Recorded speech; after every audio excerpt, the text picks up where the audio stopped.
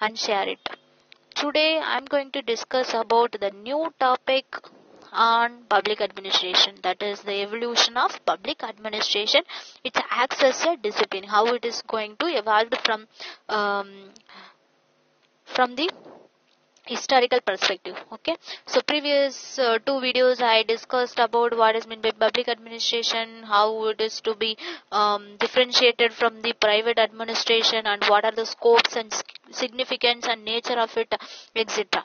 And our second video based on that multiple approaches like 9 approach, public choice approach, public policy approach, and structural approach, etc.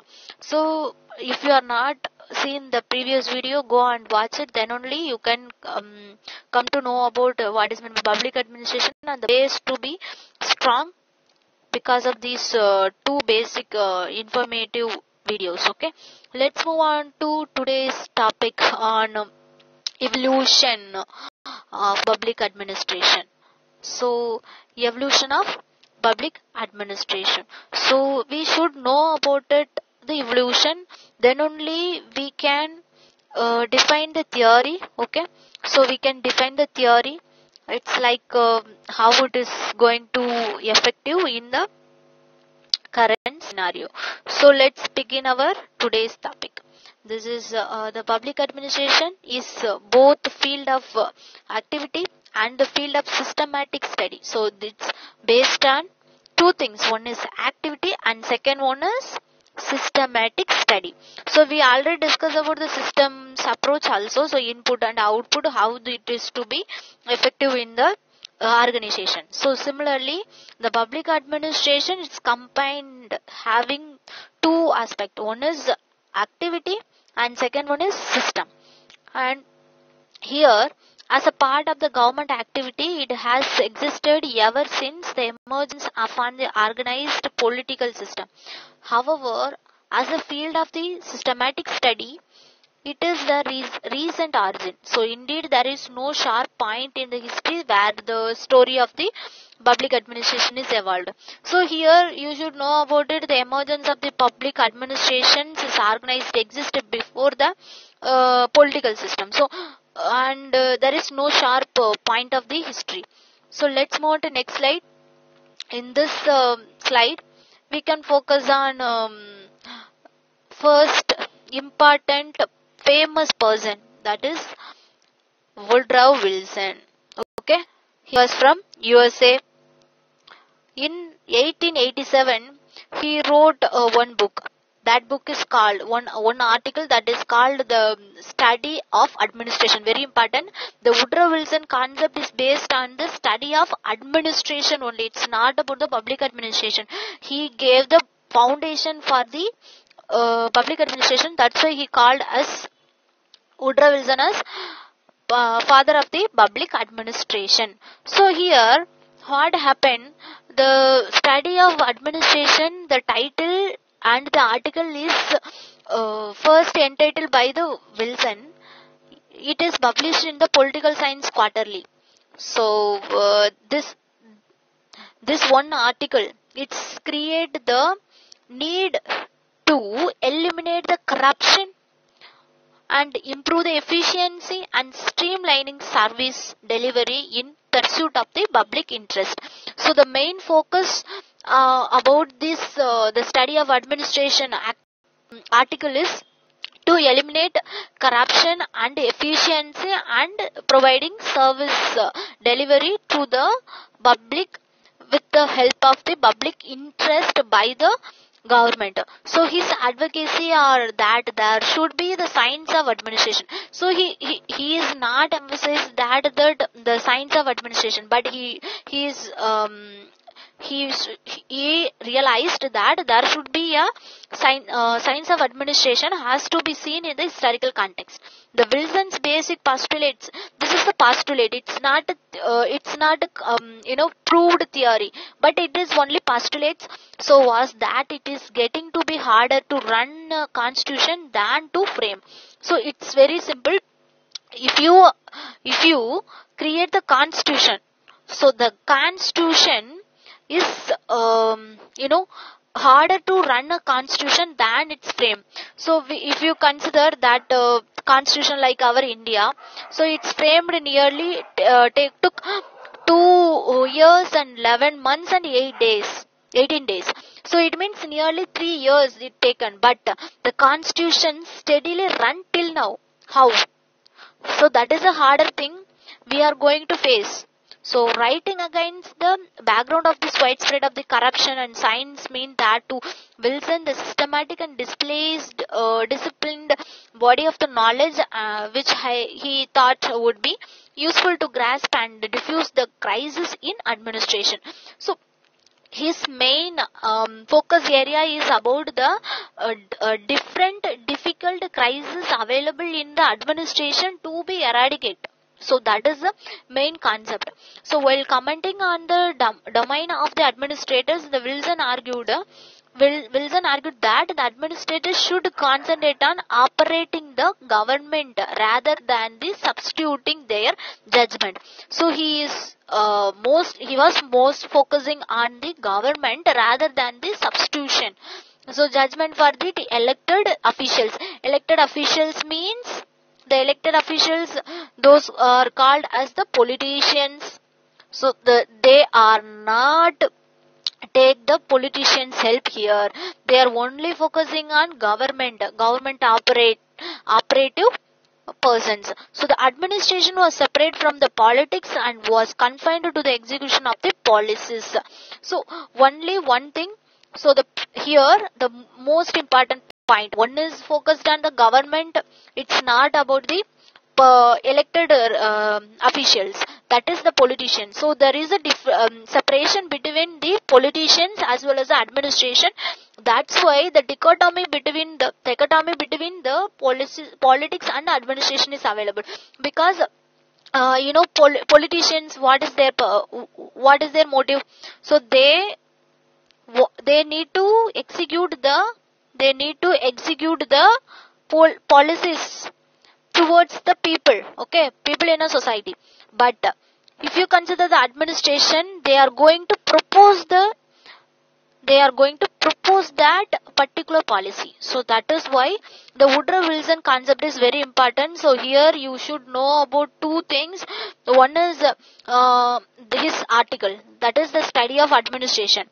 In that he focused on two things. One is that there should be science of administration plus it is getting it is very harder to run a constitution than its frame.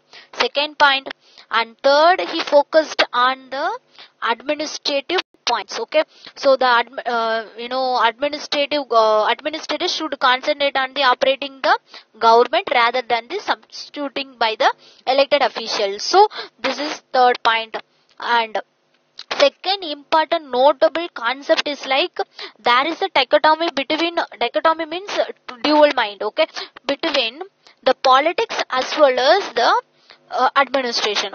So this one is the article and second one is the concept, that is dichotomy between the politics and administration. So let's move on to next particular person, that is Frank J. Goodenough, who also developed that public administration. So he the moment of for evolving the discipline of the public administration in USA. So his book is called as Politics and Administration. So you have to connect it. Previously, Wilson said about there is a dichotomy between the politics and administration. Here, the Goodenough told about that his book on politics and administration. He evolved that the fundamental, how it is the functional areas between the politics and the administration. He wrote that the former having to do with the politics and expressions of the state will very important. So the politics, it's the person who are holding the political party and then the particular position of the power. Here he have the state's will, and the later means that administration means the execution of the policy. So he told about that the administration is the execution of the policy, but the politics is the expression of the state's will. So the good now concept is like that. And if you consider other person, so previously we discussed till now two person, one is Woodrow Wilson and second one is good now. Okay. Third person is D. White. Okay. L.D. White. He is also famous person. So here the introduction of the study of the public administration. Previously we discussed the second person is good now. His book is called Politics and Administration, and third person is called as the L.D. White. His book is called Introduction to the Study of Public Administration in 1926. The first textbook entirely devoted to the field. So it means there is a lot of volumes there, but first book is focused only on the study of public administration. So in general, the characteristics of the public administration as non-partition.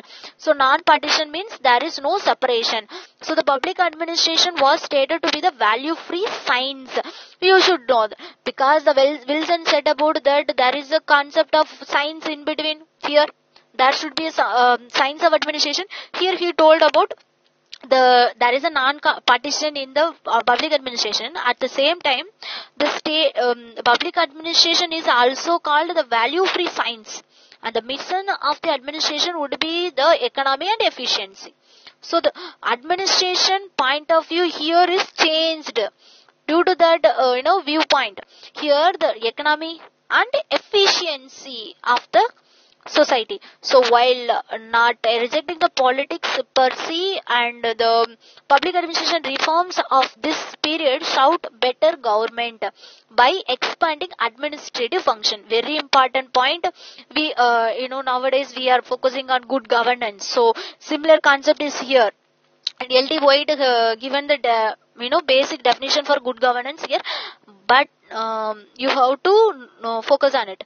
Better government by expanding the administrative function. Okay, by better government by expanding administrative function and keeping them distinct from the political functions. Okay, so the expanding the government by administrative purpose function, and second you have to keep them distinct from the distinct means there is a differentiation, okay, between the political functions. Okay, so that's why the politics and administration dichotomy emerged as a conceptual orientation whereby the world of the government is also changed. Here we previously discussed by the concept of dichotomy between politics and administration by Woodrow Wilson. Similarly, L.D. White also shows that there is a value-free science in the public administration. It is non-partition based. The important good governance concept is here. You have to expand the administration functions, and you have to reduce or keep, or you have to distinct from the political function. Then only it's called public administration.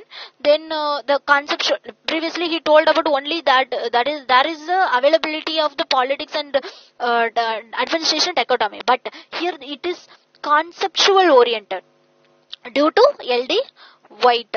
So the world of the government was to be divided into the two functional areas. There are two functional areas, one is administrative areas and political areas. It means there is a distinction between administrative areas and the political areas. So that is the concept given by L.D. White. Okay, next we move on to Willig Bhai. He was not that much kind of important person. Anyhow, we have to discuss, right? So the book of the principles of public administration. So the name itself, the book say about that certain kind of principles followed in the public administration. He mentioned about it, and the second book of the field of the reflected that the new trust of the public administration. So it is appeared as a second book. Okay. And these were that certain scientific principles of the administration existed. So here also scientific principles are existed. They could be discovered, and administrators would be expert in their work if they learned how to apply these said principles. So whenever the particular government is running with the help of the certain public administrative principles given by the administrators, then it's look like a good government. Okay, so that is why the will by given, but it's not important person. Okay, he was not important, but the person is the fourth one, and fifth one is very very crucial for this video. Okay, so why because we have to discuss now. So the fifth famous person is Frederick Taylor, so who was called as the father of scientific management. So it's not administration, you should know about it, this concept of this scientific management, what to be have to have a profound effect on the public administrations for the entire period between two world wars. So the Taylor concept believed that the scientific principles of the management is universally applicable. There is the principles, previously the Willoughby given the principles. Similarly, Frederick Taylor also used that principles in different manner, that is scientific management method. So he was keen to apply them to the public administration and supported attempts to the disciples to apply the scientific management techniques in defense establishment. So the Frederick Taylor used that the scientific principles in defense establishments, and one of the first test of the applicability occurred when that Taft Commission on Economy and Efficiency. So under that, the first comprehensive investigations of the federal administration is done. Its recommendations closely followed scientific management principles. So he stressed, that there is a one important testing method tested for this scientific management principles applied in the Taft Commission on Economy and Efficiency. Here, the administration is mostly focused on the recommendations given by the scientific management principles. So this period has reached its climax in 1937. So it means what? Until the between two world wars only, it is followed by the Frederick Taylor under the concept of the scientific management principles. But after 1937, it's changed into another form. That is, another important famous person is called Luther Kulik and Urwick. So these two persons are very important for the management concept, because they coined two principles. Okay, now we are discussing which number? I think 1, 2, 3, 4, 5, 6. Okay. Now we are focusing on sixth person, like Luther Kulik and Urwick. Here, the 7 principles coined by the persons Luther Kulik and Urwick, that is called the Pottsograph. It means we already discussed in the first video itself. If you are not going to see the first video, go and watch it first, and then only you can understand. Okay. Let's continue our slide first. So the Pottsograph is nothing but the planning, organizing, staffing, directing, coordinating and reporting, as well as the final one is budgeting. So in their essay, The Science of the Administration. So their essay on the science of administration, very important. Science of administration. It's not about the public administration, science of administration. Generally they are telling. So thus this period marked as a tendency to reinforce the idea of the politics and administration dichotomy, and to evolve that the value-free science of the management. Okay, whatever we are discussed previously, that concept is incorporated here. So one is based on the science of administration. It means they are using scientific principles, and second, they are using the politics and administration dichotomy, and third, they are using value-free science of management. Okay, so the central belief that the certain principles of the administration, and it is task of the scholars to discover them and to promote their application. So economy and efficiency was the main objective of the administrative system. Here they are telling any administrative system that need two things. One is economy. Economy means financially they should strong and stable government. And second is the efficiency. So the activity activity and the functions should be in the efficient manner. So these two important perspective is discussed till now. So the sixth person is over. Next, so next one is the Max Webb. So he who was very important person for many philosophical concept.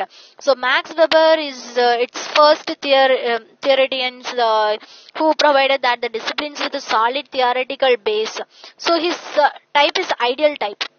Ideal type of the bureaucracies continues to be remain the foundations of any conceptualizations of the organization. So Weber's formulations has been characterized by the value neutral.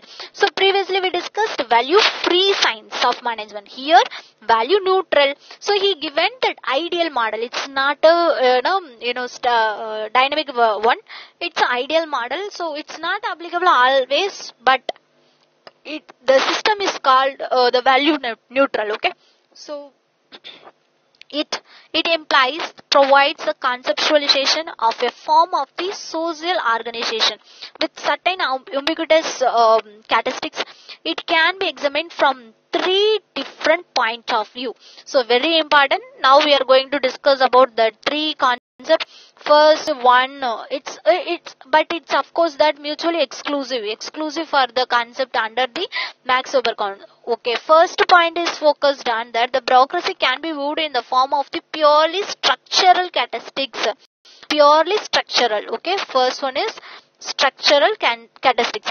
It means it shows that the structure. So structural approach is followed by this Max Weber. Okay, and in fact, the structural dimensions has attracted the most attention in the discussions on the bureaucracy. So features like divisions of the work and hierarchy are identified as important aspects of the structure. What is that? Division of work and second hierarchy. So these two steps currently all the government officials are using the method. One is division of work and second one is hierarchy. So first concept is purely based on the structure it has certain feature like division of labor or division of work and hierarchy. And second concept is bureaucracies can be defined in the terms of behavior. So behavioral characteristics. First concept is structure one and second one is behavioral one. So behavioral one means what? Behavioral. So previously we discussed behavioral approach. That is also incorporated here. So certain patterns of the behavior form an integral part of the bureaucracy. So according to the Weber, it's like an integral part, and the more bureaucracy is dehumanized. So the very important dehumanized. So the more completely it succeeds in eliminating the form of official businesses, love, hatred, and all purely personal and irrationals and the emotional elements which escape calculation. So here the behavioral approach is focused on this kind of dehumanized things like love, their emotions and feelings. Okay, so this is the specific nature of the bureaucracy and its special virtue. It's written by the Weber, and the third concept based on this kind of behavioral approach only he written this book, like the specific nature of the bureaucracy and its special virtue. Okay, and next move on to third important concept under the Weber. The bureaucracy can be looked at from the point of view of achievements of the purpose. So it is focused on the purpose. So what purpose we are going to do, that is the main thing here. So the three concept is here. Wait. I will explain here. After that, I will summarize it. So this is an instrumentalist view of the bureaucracy, because instrumental, how it is to be used. So that is the purpose, and the Peter Block suggests that it should be considered as the organisms of the maximizes the efficiency in the administration and institutionalize the method of the organized social conduct in the interest of the administrative efficiency. So this Weber concept we should know about three things. One is the structural. First one is the structural characteristics, and second one is the behavioral characteristics, and third one is the purpose, that is instrumentalist view. Okay, one is structural and second one is the behavioral and third one is the instrumental view. Okay, let's move on to discuss again about the Weberian model, because Weberian model is very important for the public administration. So what is the distinctive in the Weberian formulations is the attempt to construct an ideal type. So its ideal type are a mental map for the fully developed bureaucracy. So in India it's not fully developed bureaucracy, so there is a big problem, right? So the ideal type is a mental construct that that cannot be found in reality. So it's only imaginary, so it's not reality. So the bureaucratic form here, according to the Weber, is that the most efficient organizational form of the large scale and complex administration developed so far in the modern world. So he focused on many things like the efficiency of the organization in the large scale and complex administrative developed society. Very, very important. Our country is not a developed society. We cannot use that this model, ideal model, in a direct manner. Okay, so we can use in the certain extent. Okay, in this it is superior to the another form in the precision and stability and maintenance of the disciplines and reliability. Anyhow, the ideal model is okay for precision and efficiencies and stability and disciplines and reliability. Okay, further, it cannot be used in the developing country and least developed country.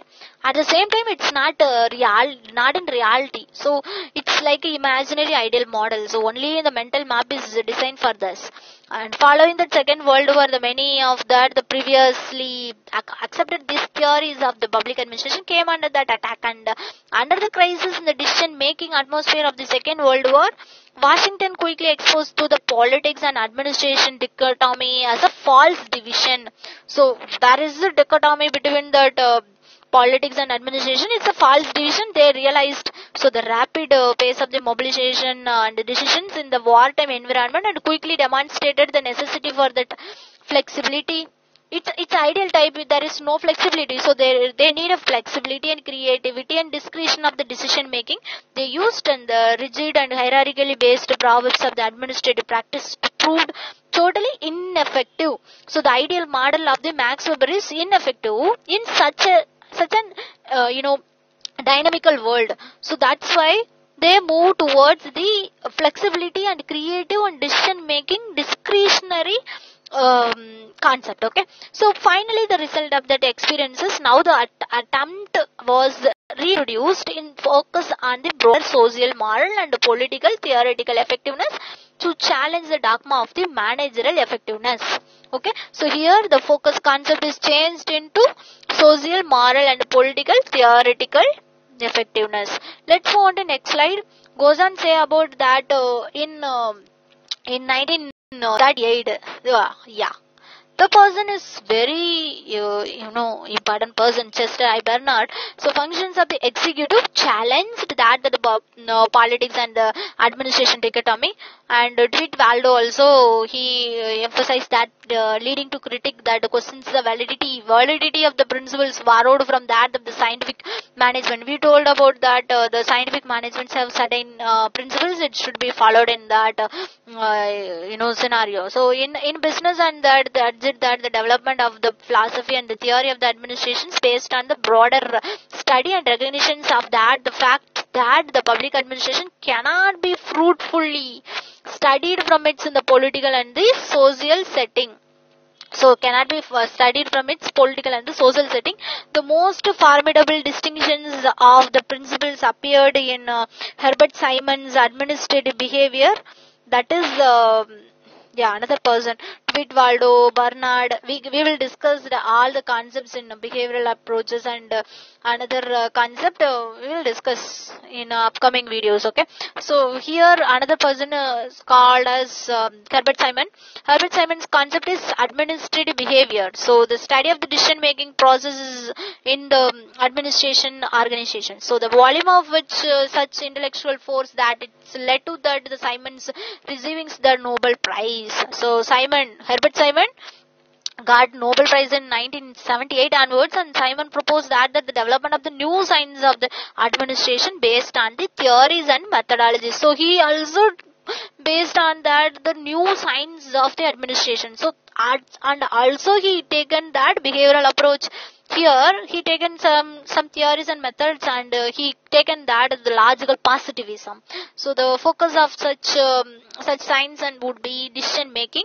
So he taken the decision making concepts. He are maintained that it to be scientific in its exclude value of judgments and concentration attentions on the facts, and adopts the precise definitions of the terms and apply the rigorous analysis and test factual statements or postulates about the administration.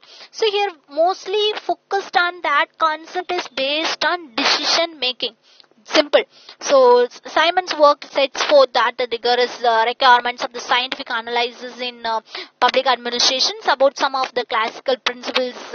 Simons concludes that he also incorporates certain classical principles, that is the traditional principles. Whatever we discussed previously also it's incorporated, but the dichotomy is over. Okay, and Simon's conclusions was that these were unscientifically derived and were no more than proverbs. So it's unscientifically defined. He emphasized that the classical principles are unscientifically defined.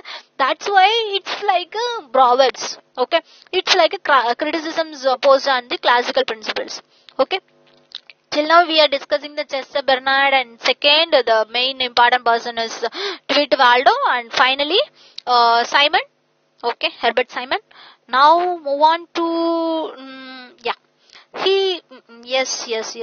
Herbert Simon taken the one experiment. It's called Cavathon plant. Hawthorne plant is it's a company, right? Western Electric Company. It's late 1920s onwards. Many providing that ideas about the incentives and the human behaviors and groups. And since Second World War, the similar studies were happened in the number of the universities. So first important testing about that public administration here is a Hawthorne plant. Here there are two concepts. One is incentives, how the behavior of the humans is occur in the group. Okay. So these studies of the human behavior stress that the human aspects of the administration, need of the employees for recognition, security and ego satisfactions, and the importance of the social environment and the group attitudes in the work situations, etc. So they reach the conclusion that the employee oriented supervision is more effective than the production minded and authoritarian supervision. So we should know about the two things. One is supervision is employee oriented supervision, and then that the production minded. So we should focus on the employee oriented. It means the behavior of the employee to be cannot be tolerated, okay, towards the production. And these studies brought that out limitations of the machine concept of the organizations by drawing that attention to the social and psychological factors of the work situation. So here you should know about two things. One is previously they are considering the man as a machine. Okay, man as machine, but it's not like that in always, right? So due to that machine, due to that the behavioral approach, we all are having some satisfactions, emotions, thinking, and our we need recognitions via the financial or non-financial sources, etc. So that's why they are not like a machine, and they considered they also having certain kind of a factors to be remove their situation from the machine to man. So here they are having the social and the psychological factors of the working situation. So here you also should know about it that the claim of that public administration is the science was challenged in the science of the public administration. So the person called as Dal. So the three what is that? Three limbs. Three problems. He written that the three problems in the science of the public administration. He argued that the question of the principles of the administrations was abstracted by these three factors. Okay, three factors like values, individuals, and individual personalities and social frameworks. So there are 3 points. Till now also this theory is accepted. Their concept is accepted. I accepted this one. So individual's perspective is also different. And second, if you consider that values possessed in the social system and the social framework. So values, individual personalities and the social frameworks are important. 3 factors have going to create the problems in the society. So they'll argue that the science of the public administration cannot emerge unless we have the comparative public administration. So if you have the comparative public administration, then only you can told about that the scientific or public administration is okay. There is no problem. But afterwards, the science of the public administration is also have certain problems. These 3 problems like values, individuals and the individual personalities and social framework. That's why it create the CPA, that is comparative public administration. We discussed previously comparative approach. Yes. Similarly, he furthered the hope that the study of the public administrations inevitably must be much more broadly based on the disciplines and resting not on a narrowly defined knowledge of the techniques and the process, but rather extending to the varying historical and sociological and economic and other conditioning factors. It's not about only the techniques and the knowledge and the principles only, but it's also having the certain background like economic background and cultural background. Here. So economic background and cultural background and historical background, etc. So these are all the factors to be considered. So here we focused on their concept. He told about there are 3 important problems are the factors going to create that some kind of questions in the principles of the public administrations. So here one is values and individuals and individual personalities, and third one is the social framework. It also going to create certain kind of comparative based public administration.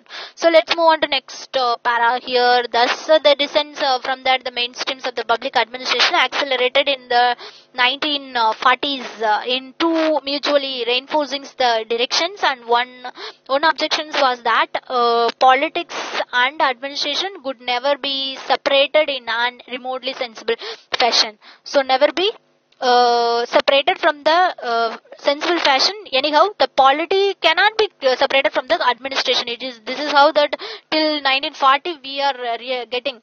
But the other was that the principles of the administrations were something less than that of the final expressions in the managerial rationality.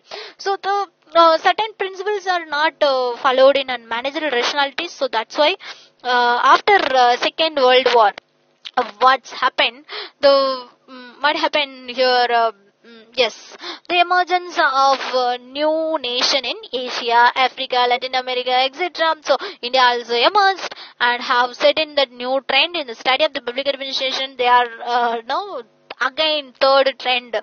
So the third trend about that the Western scholars, particularly the American scholars, began to show much interest in the study of the varied administrative patterns of the newly independent nation like Asia and Africa, Latin America. Here in this context, they recognize that the importance of the relevance of the environmental factors and their impacts on the different administrative systems in these nations. This factors largely accounts for the development of the comparative, ecological and developmental administration. Very important. These 3 topics also we previously discussed under the multiple approaches. One is comparative approach and second ecological approach and development approach also followed. And in this regard, the contribution of the Federal Hedy and Ricks and Edward Widner is significant that the cross-cultural and cross-national administrative studies have provided that the impetus needed for that the extensions of the scope of the public administration. So you should know about 2 things. One is comparative studies also developed. So that's why they are following the cross-national, cross-cultural administrative studies. And let's move on to next slide. Here is the next one is about the 1960s onwards, the time of the academic formats in the world of the new perspectives, which was distinctively public perspective. So this was that new public administration. So in the late 1960s onwards, a group of the young American scholars voiced strong resentment against the contemporary nature of the discipline. So here, after 1960, what what is happening? Previously, we are told about that there is a need of comparative study. So they taken to consider after 1960s onwards. They are going to take the field into the academic perspective. So let's move on to next slide. Here is we should know about the Minnowbrook conference. Minnowbrook conference is very famous conference. There are three important concepts here, and you take that first important concept is like Minnowbrook conference one first started in 1968, and second one is 1988, and third one is 2008. So first today we will discuss only two things. After that I will discuss Minnowbrook 3 conference 3 on tomorrow video. Okay, so that they advocated that they're known for the new public administrations to make that the study and practice of that the subject relevant to that needs of the emerging post-industrial society. It means post-industrial society, they need to study about that, how it is to be effective in the particular country, and the comparative etc. So comparative study also. So the said conferences was truly wake up call for that, the theories and the practitioners like that, the disciplines are socially relevant to that. So first time the conference is happening, so the new field is emerging, how it acts as a discipline. So the discipline not academic discipline. Okay, so the socially relevant and accountable, and it was held in the backdrop of the turbulent time, which was marked by the series of the contemporary developments like social upheavals and the form of the ethnic skirmishes across the American critics and campus clashes. Many problems are happened, but about the developments is coupled with that the deep sense of the dissatisfactions among the practitioners, and regarding that the present state of the discipline, and especially its abortions with efficiencies and economies. So had and usurped in a qualitatively improved phase in the public administration, and subsequently criticized as a new public administration. So new public administration is created from the Minnowbrook conference 1 in 1968. And the Minnowbrook conference 1 is famous to bring that arguably the new era of the public administration. So it's a starting era, okay, new era, and they are having relevance to the values and social equity and change, etc. So the public interest formed the core of the deliberations. Relating to that, the administration is to the political was a central focus, and new public administration access school. Okay, so it's focused on the central thing is very important, politics. So political thing is the central focus. And if we take public choice school, another landmark evolution of the public administration. So previously we discussed public administration school. Okay, new public administration school focused on politics. So that is the political point of view is considered in the first era, and second further it's evolved into the landmark of the public administration in public choice. Okay, so far from that accepting that bureaucracy is the rational and the efficiency. So it's not about that the bureaucracy is rational or efficient. So the mostly it's highly conceptual as well as it's about the structure and actual operating behavior of the particular bureaucracy. So if you take that the Downs and Dulick, there are persons, those who are their concepts is assumption of the administrative egoisms. At the same time, who would in many individuals they who would do more harm than the good to the public welfare. So they do more harm than the public welfare. So this is not a good government. Okay, so if you give the more welfare and less harm to the people, then only they are the government is called the good government. So their self-seeking activities are carefully circumscribed, and this explains that the tendencies towards the bureaucratic growth that brings in the more and more and rewards and for the officials and quid pro quo, and to mitigate that the evils of bureaucratic monopoly. So bureaucratic monopoly in the second concept. Public choice approach is focused on that of the bureaucratic monopoly. That is why having the certain kind of steps here as follows. One is, strict control on the bureaucrats through the executive or the legislature, and more competition in the delivery of the public services. So first focused on the control, okay, government by the control on the executives and legislature, and second is delivery of the public services. And next one, move on to next slide. Privatizations and contracting, that contracting out the wastage, contracting out that wastage here. Yes, okay, wait, the slide is not working properly. Acha. Okay. So the disseminations of more informations for the benefit of the public, as well as its availability of the alternatives, how it's to be available to the people in the sense of the providing the alternatives to the public services, and the basis of the competitive cost and competition available in the market. At the same time, you have to give some privatizations and reduce the wastage among the public choice. Public choice schools has been so successful in point of that alternatives. So this second concept is based on the public choice. It's focused on the bureaucracy, okay, monopoly of the bureaucracy. At the same time, the alternatives available to the delivery of the services to the citizens. Before planning to form any plan or the policy or the program, you have to first plan it according to the resource availability. At the same time, you have to plan for another alternative also. So then only you can, if first is not working, then you can choose another next step. Okay, so the role of the market and the competing paradigm, and challenged in the hegemonic positions of the state, and also the power of the bureaucracies is similarly that as last opening of possibilities in the non-bureaucratic citizens friendly organizational options. So till now we discussed the Minnowbrook second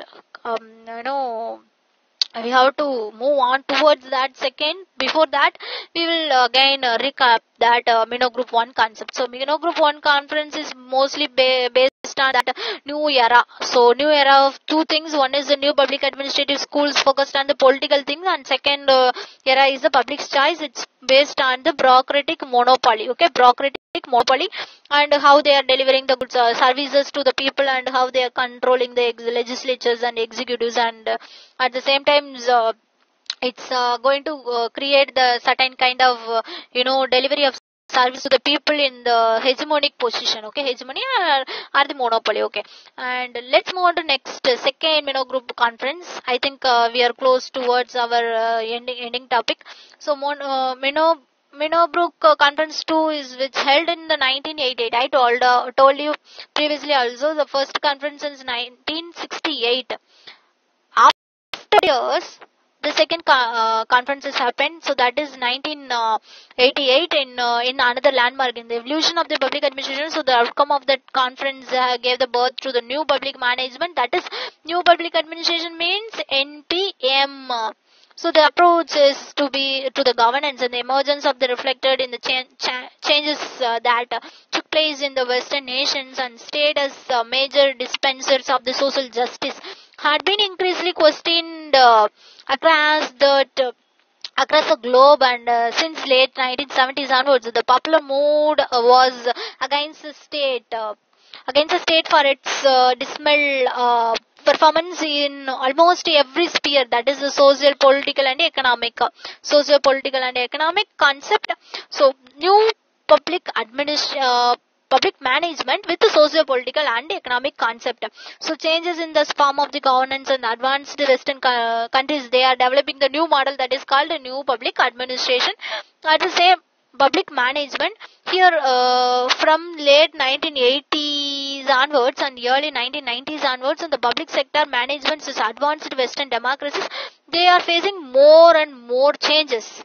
So the NPM is depicted the normative concepts It's only the traditional values and the normative conceptualizations of the public administration, and consisting of the several interrelated components like providing the high quality services that citizens value, and increasing the autonomy of the public managers, and redrawing of the organizations and individuals on the basis of the whether they are meeting the demand of the targets, and making the available human and technological resources that managers need to be the perform well and appropriate that the virtues of the competition here. So we here this kind of concept is new to us. So normative things of the concept is followed, and they are demanding for the targets, and they are going to give the rewards for them, and they appropriated certain concepts like virtues also, and they are maintaining the open minded attitude.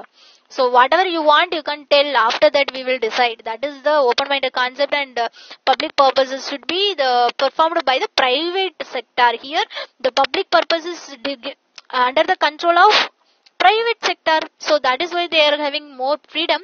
But anyhow, previously Minnowbrook 1 is focused on the government in the sense of providing that politics, and second bureaucratic monopoly. Okay, that is public choice theory. Here, the Minnowbrook 2 focus on the only one thing, NPM, that is the new public management.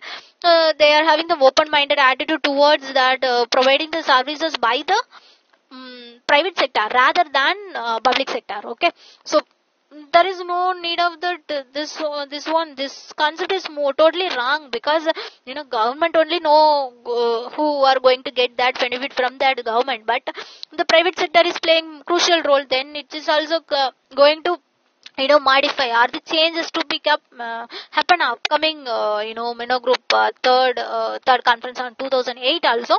So we will discuss later, but before that, what is the main feature of this NPM?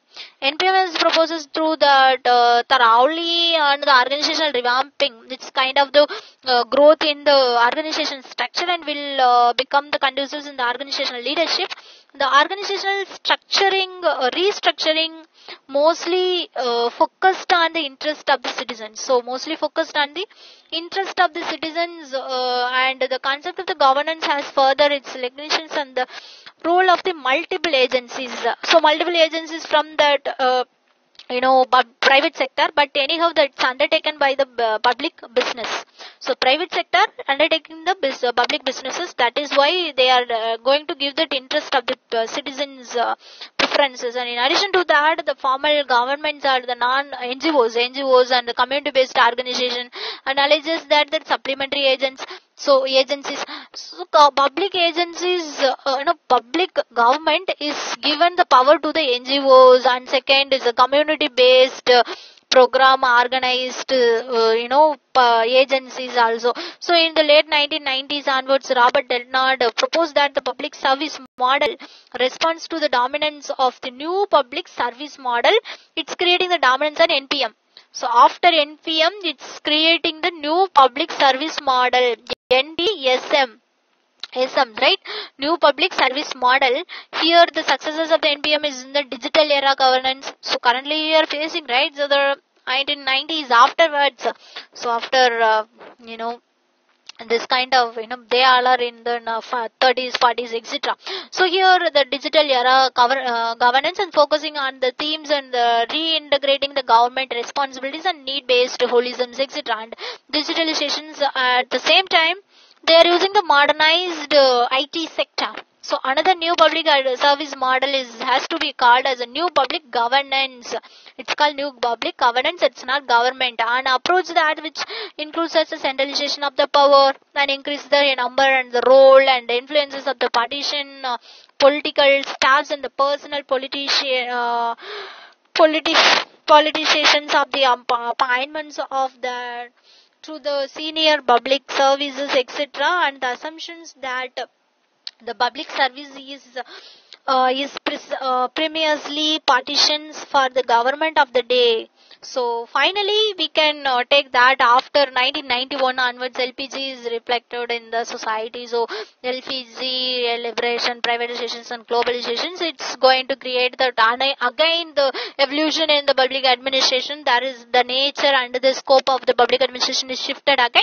The discipline is emerged as the classical bondage of the structure and paved that the more flexible and less hierarchical and accommodative kind of the disciplines is informed by the networks and collaboration is formed. And 2 decades down that the line, and ever since the globalization was first thrust upon the nation states, here the public administration did show that absolutely no sign of receding. So on the contrary, hearing the rendering those dooms day perfect predictions wrong maybe. So in fact that there are many challenges happen after the globalization. So that's why the globalization need the demands of the proactive public administration. So again the sheltered bureaucracies and rigid hierarchy and organizational principles are no longer to be exist in today world. So there is more change happened, and this both structurally and functionally, and the administration's experiences a metamorphosis of the start and the sweeping of the socio-economic and political transformations under the globalizations. It's created the rigid and hierarchical and bureaucratic form of the governance has given way to be more flexible. So the way is creating some more flexible one and and hierarchical and post-bureaucratic form of this kind of governance is creating the delivery of the goods and services by the people, for the people by the public government sector. Okay, so the functions of the public administration is changed, and the globalization sits reels to the back of the welfare state. So the previous police states converted into the welfare state. So it just that again for the delivery of the public goods to the people by the means of by means of providing the goods and services for the people by NGOs. Okay. And hence the public administration's era of the globalization is act as the role of the public administration. It's enabler or the facilitator for the privatizing the substantial part of the welfare delivery.